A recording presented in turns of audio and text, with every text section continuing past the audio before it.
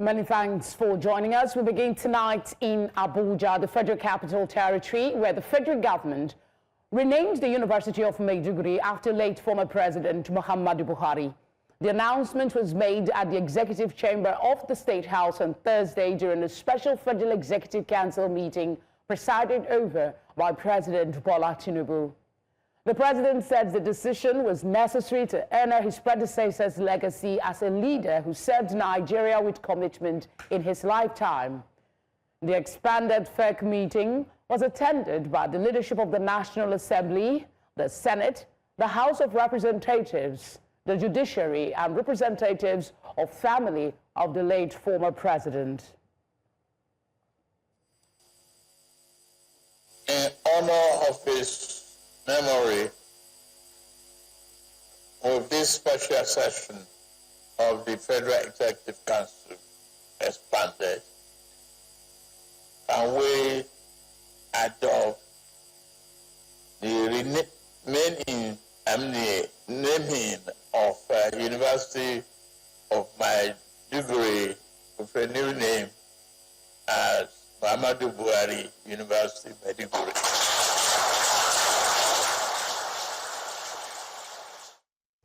My colleague Bettina Uweli was at the meeting and joins me now for a recap of the session. Hello, Bettina. Quickly, a rundown of what unfolded at the FEC meeting today. Did it go as expected? I would say as well as it could, because it was a very solemn meeting and it was a tipping for to the late president Muhammadu Buhari. We a lot of people in attend, and also the family, the children of the late president. So I would say it went well. Was able to pay the tribute and say a two good thing of the man. That they leave with a new person in a different way from how generally have come to this and Heimbert. Bettina, is it possible for you to remove your earpiece and you can try to speak without it so we can hear you? The audio is breaking at the moment. Just while you're doing that, let me quickly ask you about, the speech by the president was full of beautiful words, but I'm quite curious about the part where he said Buhari was not a perfect man, no leader is, but he was in every sense of the word a good man, a decent man, an honorable man. What was the response in the House when these comments were read out by the president? Oh, well, of course, people back up that if there was one general thing that all of the people in attendance who spoke and gave their tributes had with the president is the fact that the late former president Muhammad Buhari is have tried in different ways, to fight corruption and maybe not have been totally successful, but as an individual, according to gave tributes earlier today, he was not a corrupt man. So it's as good as saying that he was a good man. According to all the political dignitaries who spoke about him, he was a man who was always after country, the welcoming of the country, welcoming of the people.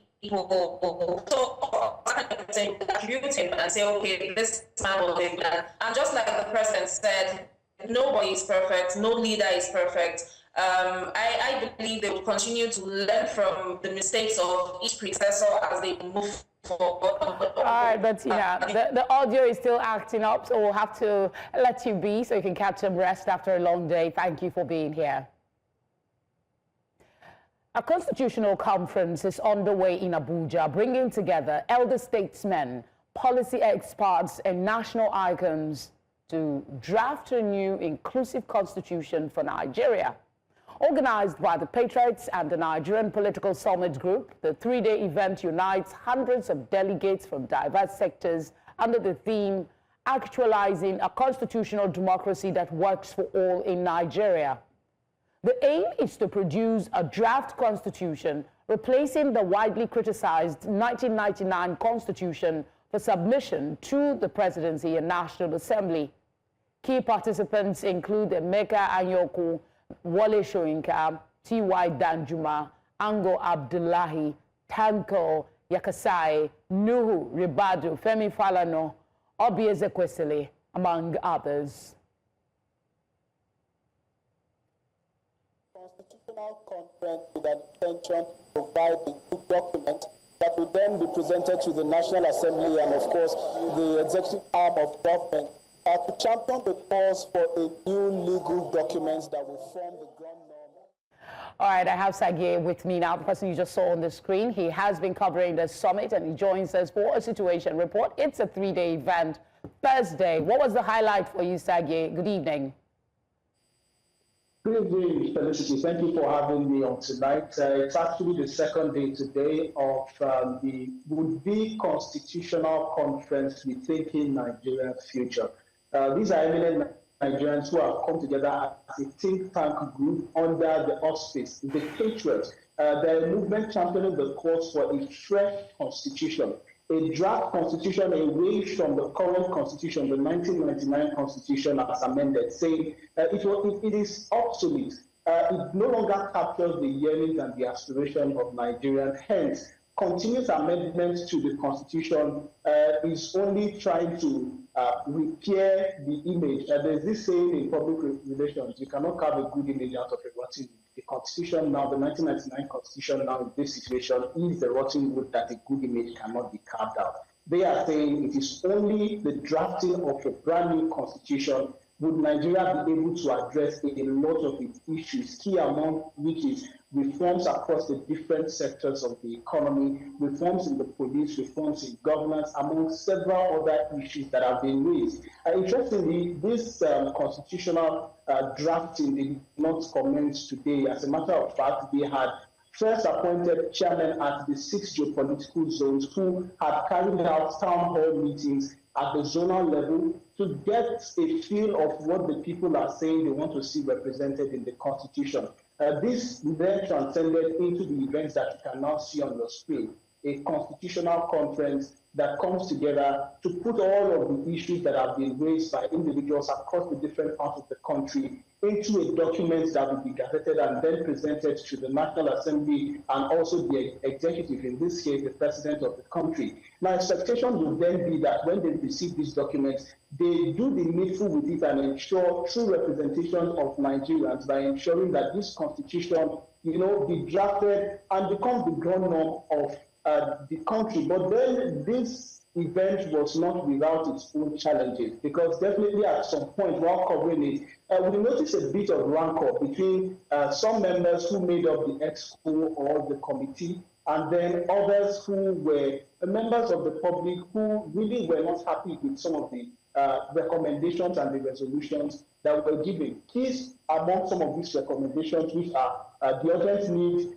for a new constitutional order, because the current system, according to the individuals who made up this summit, is too expensive. Okay, just to interject quickly and establish some basics. On what legal basis are the conveners convening this conference, and how inclusive? You talked about, zonal level where some, findings and reviews have been made. Who authorized it? And how are they going to bring this to the National Assembly in a way that will convince the National Assembly that is an expression of the Nigerian will? You see, this is the big question, Felicity, actually, because this group is being convened by eminent Nigerians, some of which you mentioned earlier, who have been in government and out of government for quite a while. It has former Ambassador Emeka Anyoku, former Ambassador to the Commonwealth, chairing the committee. It has eminent Nigerians such as the former governor of Ogun State and current senator representing Ogun State as its chairman, Benga Daniel as its co-chairman, among other individuals. But the concern really is whether after they've gone through all of this rancorous exercise, they would have any teeth to bite when they present their recommendations to the government, be it the National Assembly or the executive arm of government, and the recommendations are not adopted. These are the concerns, because these questions were asked, of course, during the conference, and the response that they got is will continue to prevail until Nigeria gets a true representation of its own ground norm or of its own constitution. Honestly, so, Sagie, the concerns are there. What are the chances? I mean, it's a three-day event. This is day 2. From what you've seen, what are the chances that there will be some sort of consensus on a document to be presented tomorrow, or you expect to see an extension?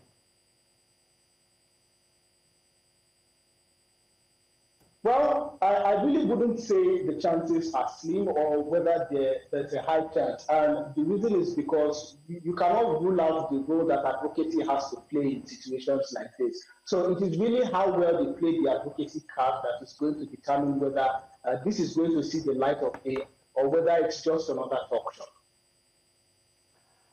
I guess that's where we'll leave it for now. We'll still speak with you tomorrow, hopefully, and get the latest update. Fingers crossed that they will come up with something. Thank you, Sage, for the coverage. Pleasure. Pleasure. All right, to continue this discussion, I am joined now by constitutional lawyer, Eze Onyekpere. Thank you for joining us tonight. I mean, you heard my question to my colleague about on what authority, on what basis are these conveners putting together this conference to come up with an idea for a new constitution for the country. What are your thoughts on that?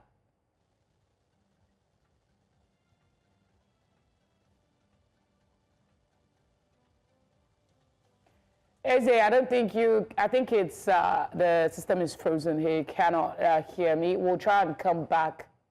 Okay, Eze, can you hear me? Please acknowledge.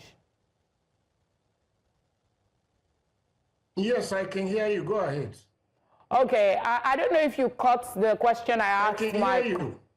Okay, I said the question I asked my colleague was about the authority, the legal basis for this conference to validate their submission about a new constitution. What are your thoughts on that? Well, let me start by saying that there is a legitimate authority in the National Assembly that is supposed to review the Constitution under the 1999 Constitution.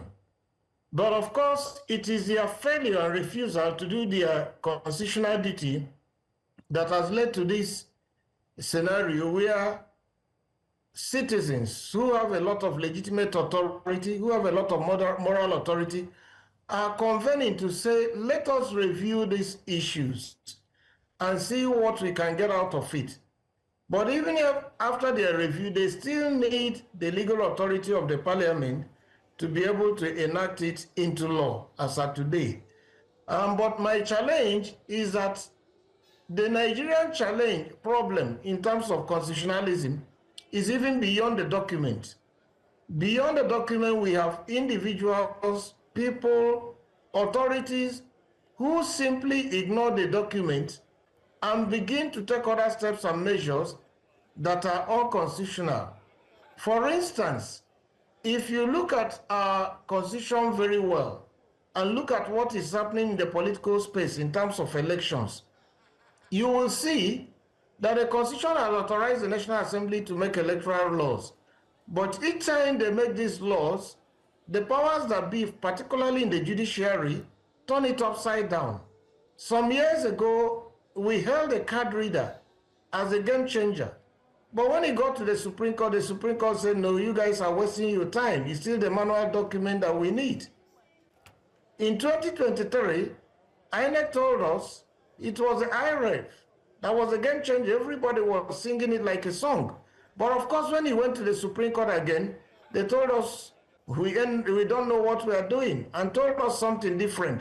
So even if you have a constitution, when the judges who are supposed to interpret the law are living with utmost respect in the Stone Age, they are behaving like is that a fair assessment, Eze? Because I could be wrong. It is a fair assessment. I'm saying the judiciary is holding Nigeria down. And that each time Nigeria has sought to make progress, we have people who are holding us down. The judges under military dispensation sought to free Nigerians from captivity. The current set of judges are simply, even when our hands are untied, they tie us back and send us back to captivity. Okay, I misunderstood you there. Eze, where I was going, actually, I thought you were referencing the National Assembly, because I know for now they are currently reviewing the 1999 Constitution for a group of persons. I know that they are currently doing public hearings. Correct me if I'm wrong, but would a group of individuals who have expended energies to go through the process of reviewing the Constitution be receptive? If you can hear me. Yes, I can, sir. What I'm saying in essence is that I've talked about the National Assembly. I've talked about the National Assembly, that once the Constitution gave the power to amend the Constitution and to review it, but that they are so distracted and removed from what the common Nigerians feel on a day-to-day basis. And that was where I was coming in, sir. This network is really horrendous. That's where I'm coming in.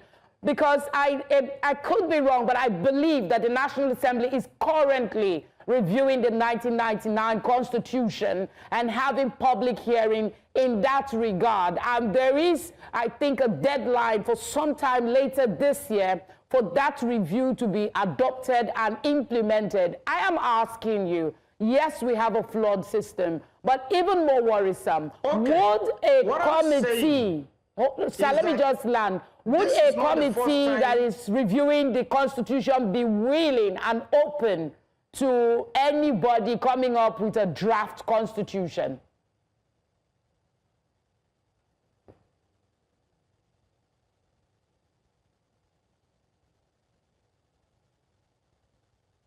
Okay, if I understand you very well, I am appreciative of the fact that the National Assembly is under their constitutional mandate trying to review sections of the 1999 Constitution based on the submissions of the Nigerian people through memos they've submitted. But I'm saying this is not the first time. And the National Assembly appears to be a little bit removed from the wishes of the Nigerian people, appears to be a little bit insensitive.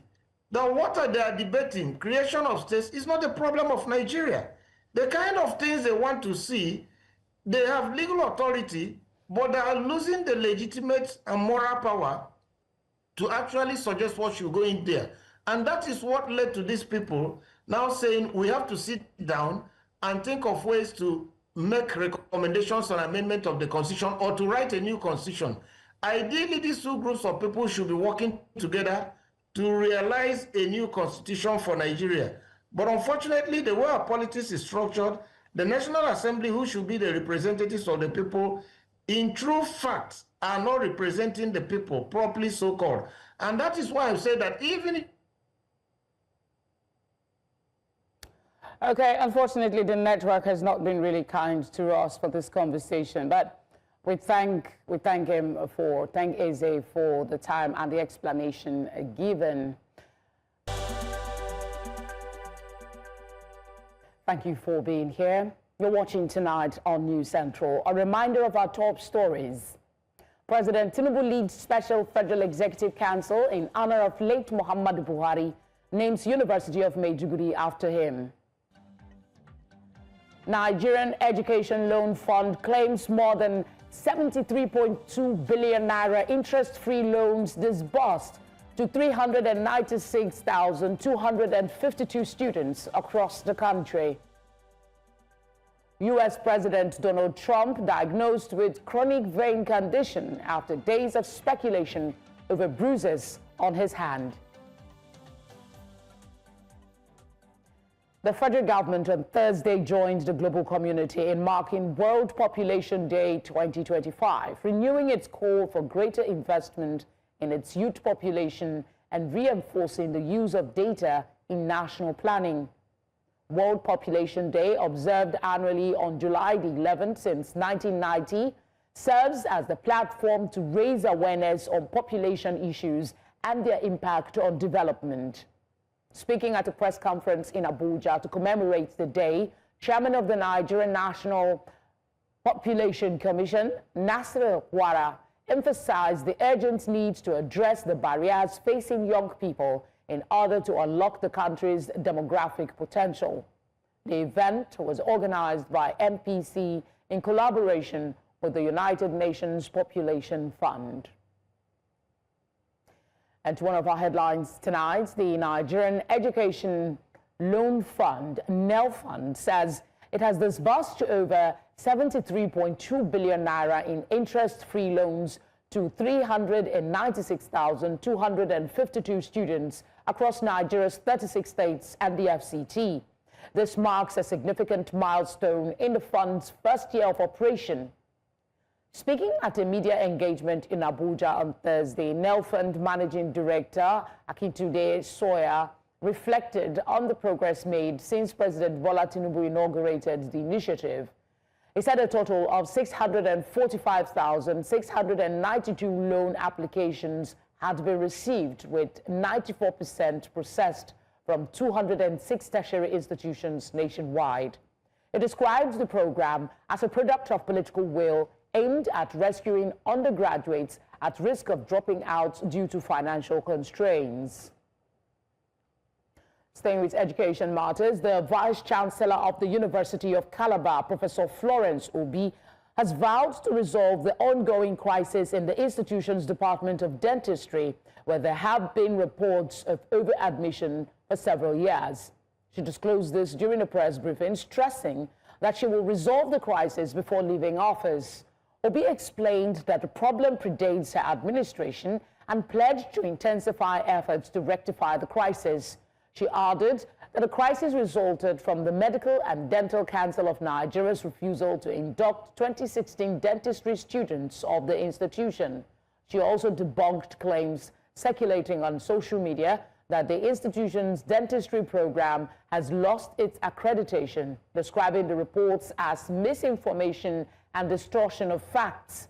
She says the program remains fully accredited and no student have been directed to transfer to other universities.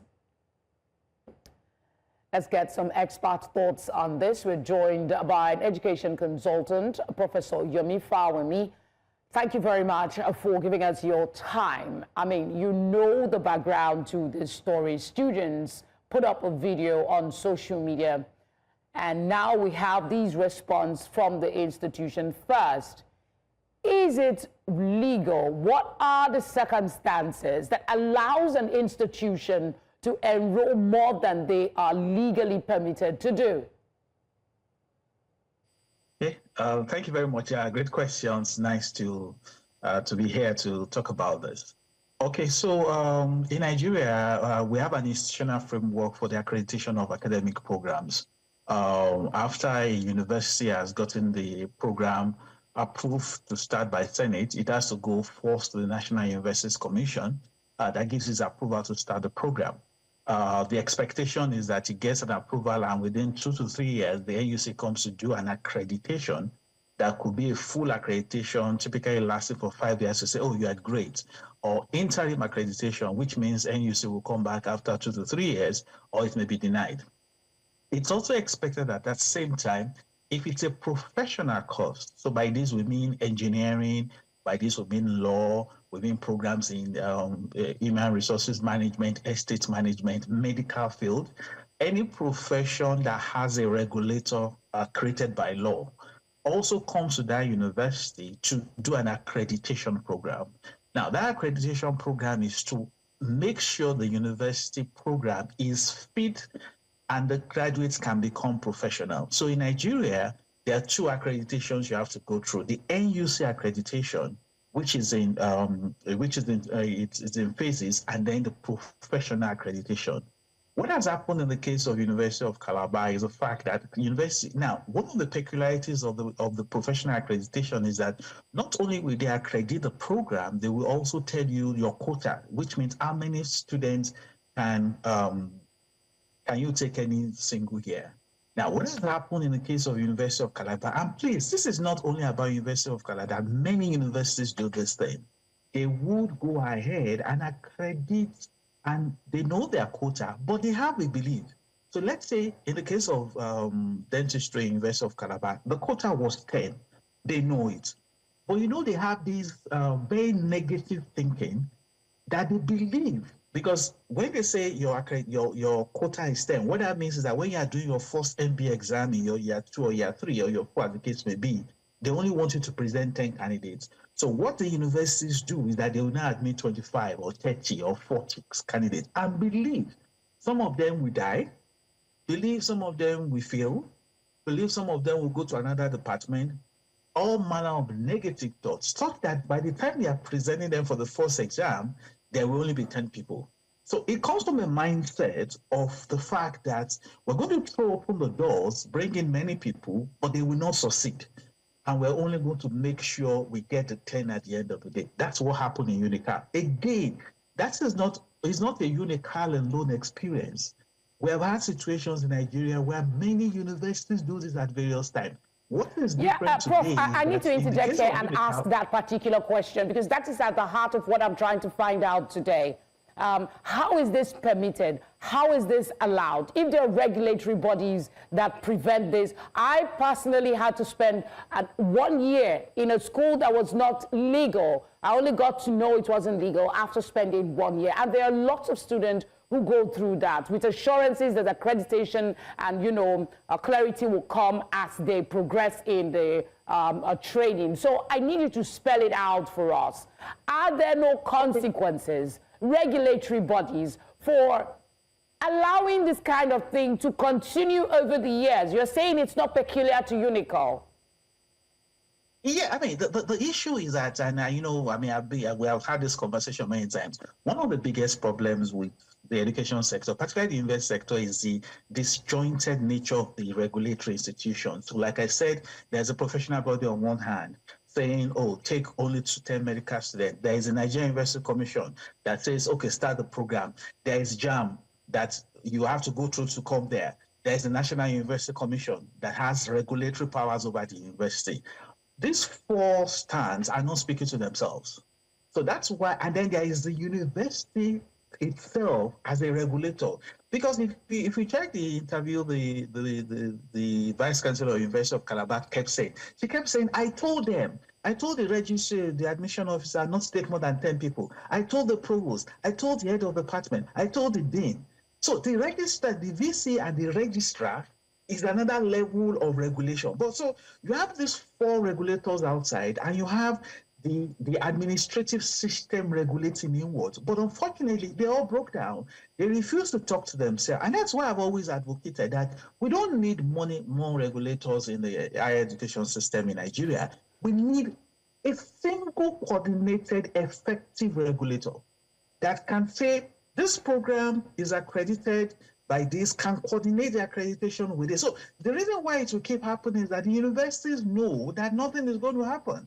It goes to that's quite unfortunate. I mean, that's when you say the universities know that nothing is going to happen. It just resonates to me watching that interview with the Vice Chancellor. She was repeatedly asked about the likely consequences for those who knew that they were not doing what they're supposed to do, but went ahead and enrolled more students. So let's leave that aside while we hope for the best. But let's focus on the likely resolution of this crisis that we have, because it is a crisis. A couple of students are already, there are fears they might take decisions that may impact their future if this issue is not resolved quickly. So what are the likely scenarios? The Vice Chancellor has talked about moving some of them to other institutions, but the students are insisting that they want to stay where they are. So give us your expert thought on that. I mean, the reality, and I mean, this has been open and being sincere and also trying to talk about the fact of the case. This university has no leverage in this case, and therefore the students don't have any leverage. The leverage is in the hands of the Medical, the Dental Council of Nigeria.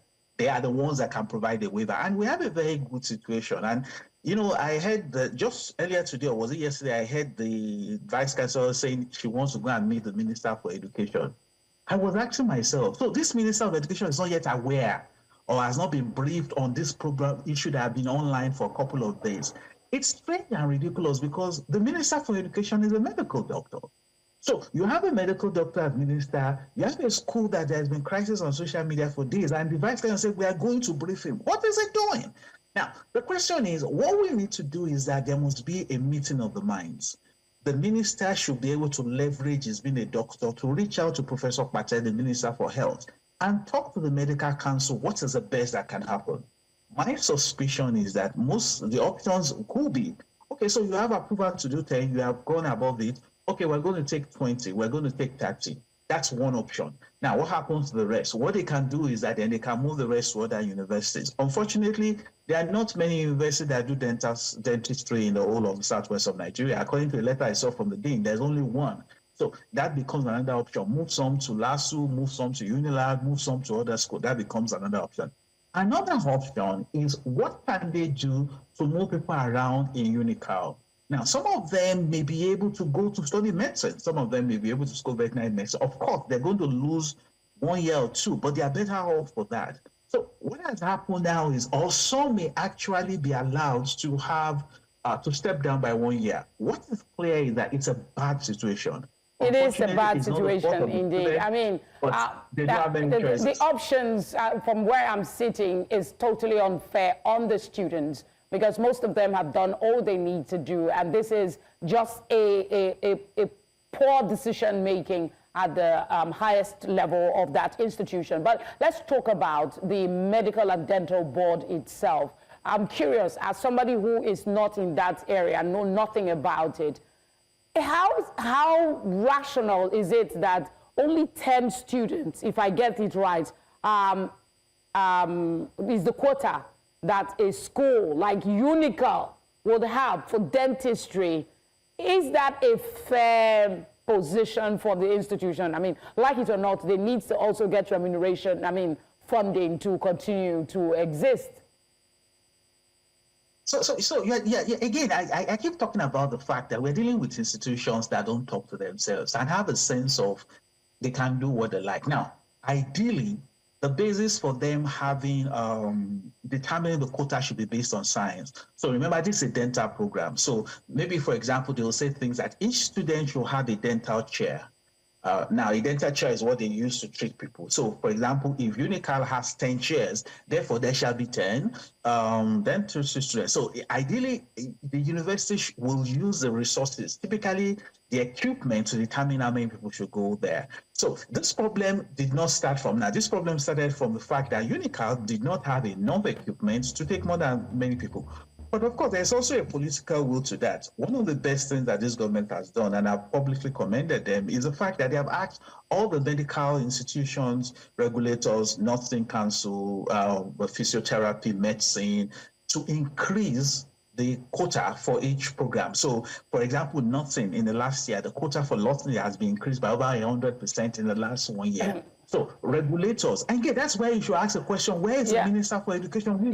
Prof, I'm sorry I have to interject. We really have to go. I loved hearing you speak, but we're time constrained. But thank you, as always, for providing some perspective on the issue when it comes to education. Thank you. Stakeholders from oil-producing communities in Bayelsa State have commended Pipeline Infrastructure Nigeria Limited, PINL, for its effort in reducing oil spills and mitigating restiveness in the region. They spoke at PINL's monthly engagement meeting, a platform where stakeholders provide feedback on the company's modus operandi. Newscentra's Biola Festus has more. The monthly stakeholders engagement meeting, organized by Pipeline Infrastructure Nigeria Limited, PINL, provides a platform for stakeholders from oil-producing communities to voice their concerns and feedback on pipeline security measures in their areas. After a successful engagement in Rivers State, PINL heads to Bayelsa State for its July feedback meeting, urging communities to safeguard national assets from saboteurs. Pipeline Infrastructure Nigeria Limited takes pride in giving attention to local content policy in all our host communities' social investments based on needs assessment, thus promoting sustainable economic empowerment of our people. On the skill acquisition program targeted at women, we have finished discussions with our consultants and partners to fine-tune the original blueprint in line with the peculiarities of our various communities. During the feedback session, stakeholders say the environment is now having respite from long-term devastation occasioned by oil spill and pipeline sabotage. Pipeline Infrastructural Nigeria Limited, I want to encourage you to do more because we have seen changes. If you continue like this, our prayer that the oil pipelines in the whole federation should be handed over to you so that our pipelines will be safer. Pipeline Infrastructure was the only company that came and supported our job cause. So they are, in a way, making sure that they relate with the environment, they work very well. Environmentalists and energy experts describe PINL's operational approach as top-notch and compliant with international standards. The Pipeline Infrastructure Nigeria Limited is really doing something that is not only protecting the environment from recurring spills, but also have enabled the nation to have more volume of crude oil production. And this translates to what? More revenue for the 774 local governments, 36 states of the country, Federal Capital Territory, and the federal government. Talking about engagement with the communities is a critical part, it's a critical element in the PIA. So what PIA is doing, engaging the communities on a monthly basis, is laudable. I know it's going to be very effective, and as we can see in the data sets that's in the public view. Beyond its surveillance contracts, PINL emphasizes that local content inclusion has been a core component of its sustainable development strategy. Our innovative approach has yielded great results, and we believe that we can actually do more. We also want to thank the NNPC and the federal government for handing us this great project. We want to assure the great people of Nigeria that we are here to protect our assets. In Yenagoa, Bayelsa State capital, for News Central, Biola Festus. Outside Nigeria, tensions are palpable in the West African nation of Togo as highly anticipated local government elections are being held. This follows weeks of angry protests calling for leader Faure Nasimbe to resign. Voters heading out to cast their ballots on Thursday are expected to elect leaders of the country's 170 municipalities amid a heavier than usual security presence and shuttered land borders. At the same time, demonstrators have scheduled protests in the capital Lomé to intentionally clash with the date of the vote.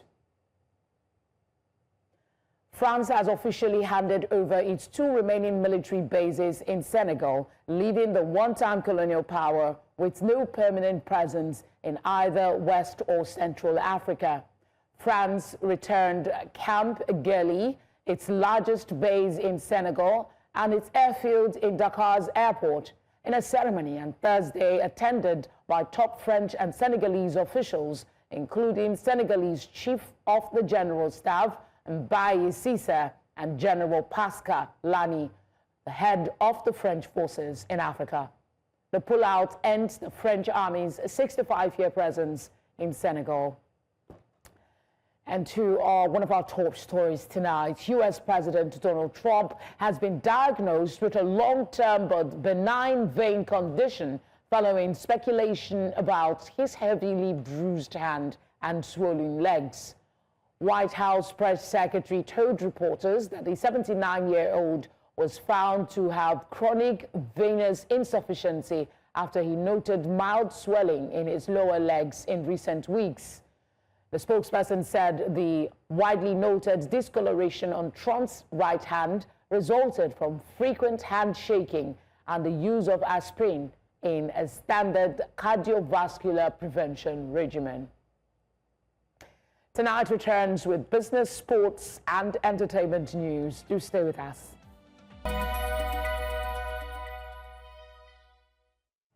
Perpetua is here with Business Update. Hello, Perpetua.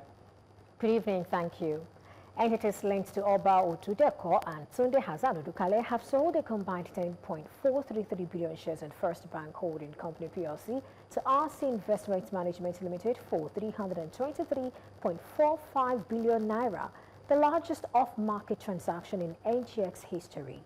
The buyer linked to Samuel Babatunde Sule acquired 7.787 billion shares from Otudeko's Barbican Capital and RAML and 2.647 billion from Odukale's Leadway affiliated entities. The CBN reportedly brokered the deal to end a leadership crisis that hindered capital raising efforts. Otudeko exits with 241.4 billion naira after nearly 24 years on the board, closing a defining era for Nigeria's oldest banking group. Odukale and affiliates net 82.1 billion naira from the sale. The Debt Management Office has announced that the federal government of Nigeria's savings bonds for July 2025 were oversubscribed.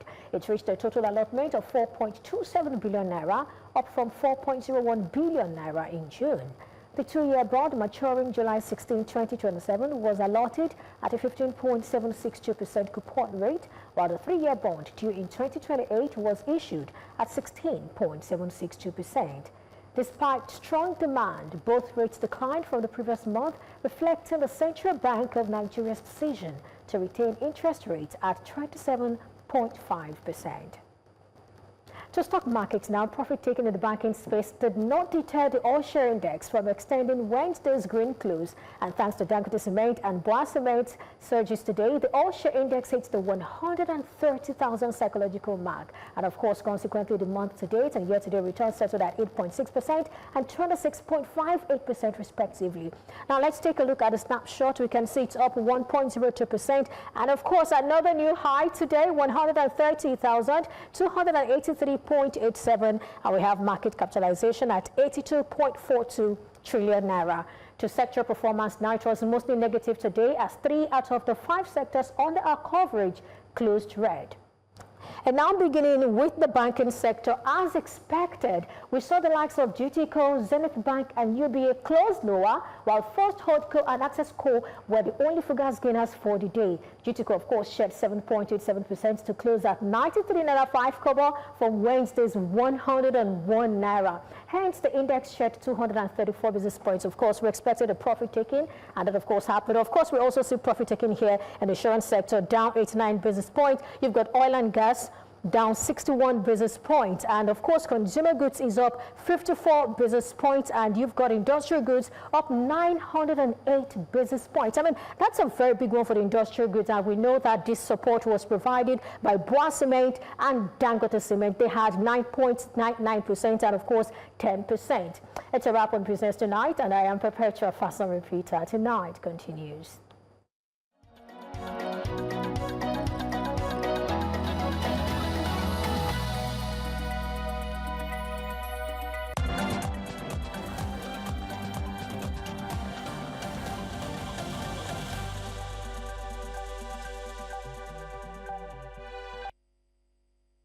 Sports update is next, and Favor is here with the details. Hi, Favor. Hi, Felicity. Thank you very much.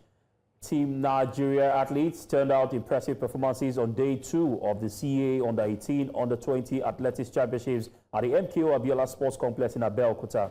The trio of Miracle Ezechuku, Chigozie Wankwo, and Miriam Jegede swept the podium places in the Under-18 girls 100-meter final.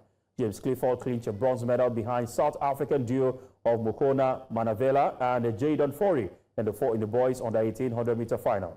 Choma Weke and Success Oyibu won gold and silver in the women's Under-20 100-meter final, with Ivory Coast's Lou Yonan claiming bronze, while John Caleb earned the bronze medal in the men's Under-20 100-meter final behind Kenya's Clinton Owatia and South Africa's Karabo Letebele. A3 continues tomorrow. Finals of the Under-18 and Under-20 400-meter for both men and women's Under-20 and Under-18 100-meter hurdles, among other events. And now to table tennis. Nigeria's men's team reclaimed their crown at the 2025 ITTF Africa West Regional Championships on Thursday with a commanding 3-0 victory over Cote d'Ivoire in the final. After narrowly losing the title to Togo in 2024, The Nigerian men returned with renewed determination. The trio of Matthew Kuti, Taiwo Mati, and Abdulbasit Abdul Fatai were simply no match for their opponents on their way to the title. Earlier in the tournament, the Nigerian women's team, led by Ajoke Ojomu, continued their regional dominance with a flawless run, defeating Benin Republic, Ghana, and Guinea to retain their title. The singles competition continues on Friday, July 18th, with intense battles expected. Defending men's singles champion Oba Kizito of Cote d'Ivoire faces stiff competition from a strong team of Nigerian players, including former champions Taiwo Mati and Matthew Kuti. The women's singles has Ajoke Ojomu, Kabirat Ayola, and Shukurat Ayela Begon as favorites. Now, ahead of Friday's crucial quarterfinal showdown against Zambia, South Super Falcons head coach Justin Madugu says the team is putting special focus on goal scoring as they aim to secure a semi-final spot and keep their Mission X alive. While confident in the mental, psychological, and tactical readiness of his players, Madugu admits that converting chances will be key when Nigeria face the Copper Queens at the Labi Zauli Stadium in Casablanca at 5 p.m. on Friday. And that's a wrap on Sports Update tonight. I'm Favor Itwa. The news continues.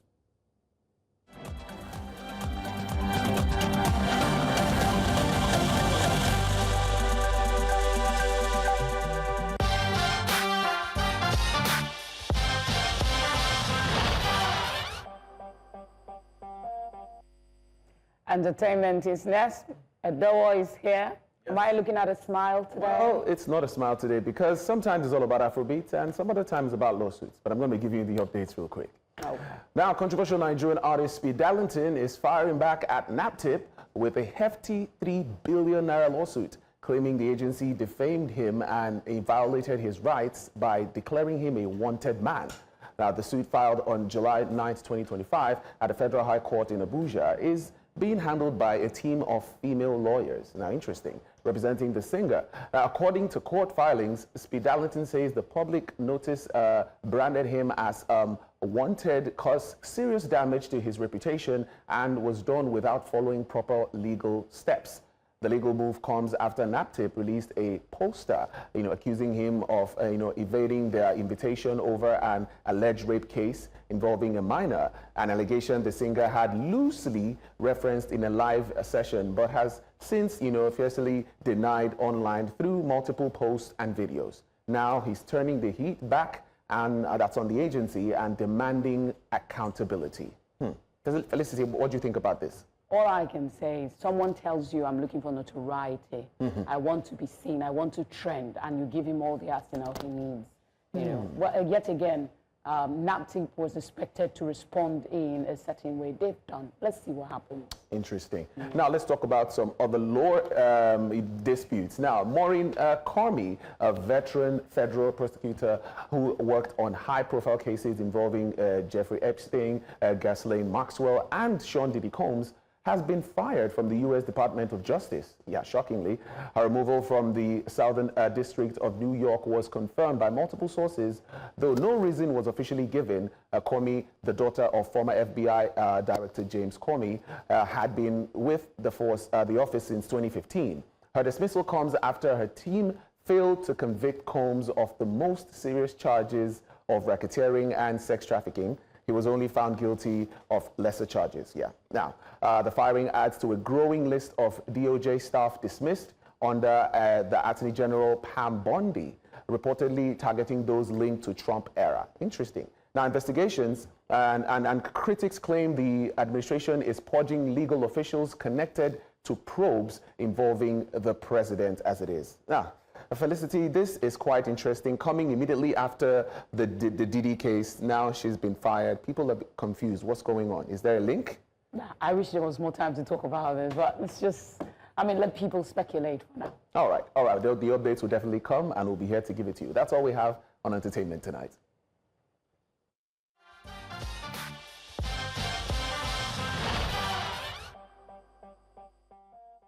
And that's all the news tonight. But before we go, here's a reminder of our top stories. President Tinubu leads Special Federal Executive Council in honor of late Muhammadu Buhari, names University of Maiduguri after him. Nigerian Education Loan Fund claims more than 73.2 billion naira interest-free loans disbursed to 396,252 students across the country. We also brought you news that the U.S. President Donald Trump has been diagnosed with a chronic vein condition after days of speculation over bruises on his hand. Do send your eyewitness report to the number showing now on your screen. You can follow us on all social media platforms at News Central TV.